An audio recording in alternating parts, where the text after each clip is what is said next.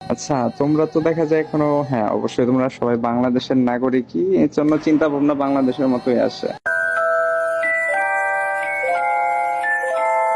বয়সটা হাসিব প্রথমে বলছে যে ভাই তোমরা তো বাংলাদেশের নাগরিক, তোমরা বাঙালি। এই বাঙালিটা কেন বলা হয়েছে? যদি এখান থেকে যদি 500 মানুষ যদি না থাকে কিংবা 1000 মানুষ না থাকে, গেনার আই থিঙ্ক কিছু যায় আসে না।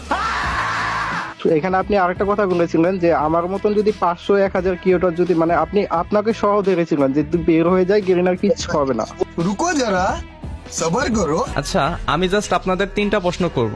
আচ্ছা, আমি কি অবশ্যই। আমার নিজের স্বার্থের কথা ভেবে কি আপনাদের এই সময়টা দিয়েছি? দ্বিতীয় প্রশ্ন হচ্ছে, আমার দ্বারা কি আপনারা কেউ কোনো ক্ষতিগ্রস্ত হচ্ছেন? এটা হচ্ছে, আমি কি আপনাদের কখনো বলছি যে আমি নিজে আপনাদের বিবেচ পাইয়ে দিব?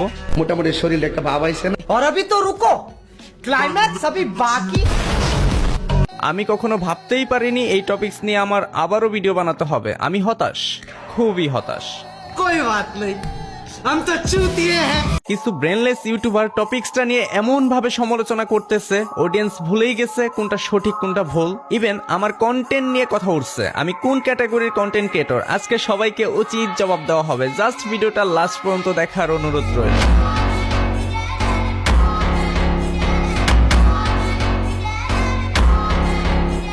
ফার্স্ট অফ অল, আমি একটা গ্রুপ ক্রিয়েট করেছিলাম গেইনার নিউ পিপি অ্যাপ্লাই, যেখানে 60 থেকে 70 জন কন্টেন্ট ক্রিয়েটরদের অ্যাড করা হয়েছিল গেইনার পার্টনার পলিসি এবং আপডেট জানানোর জন্য। আমি ছিলাম না বলে এখান থেকে অনেকে লিড করে ফেলেছে। দেন আমি ডিসকর্ডে একটা মিটিং ডাকি, যেখানে 30 থেকে 35 জন কন্টেন্ট ক্রিয়েটর উপস্থিত ছিল। দেন তারাই বিষয়টা ক্লিয়ার করে দেয় আমি কতটা ভুল কতটা সঠিক ছিলাম। নিজের কানেই শুনে নাও, চোখ দিয়ে দেখে নাও গেমিং হাসিব কতটা ভুল কতটা সঠিক ছিল। आज একটা বিরাট ফাটাফাটি হইব।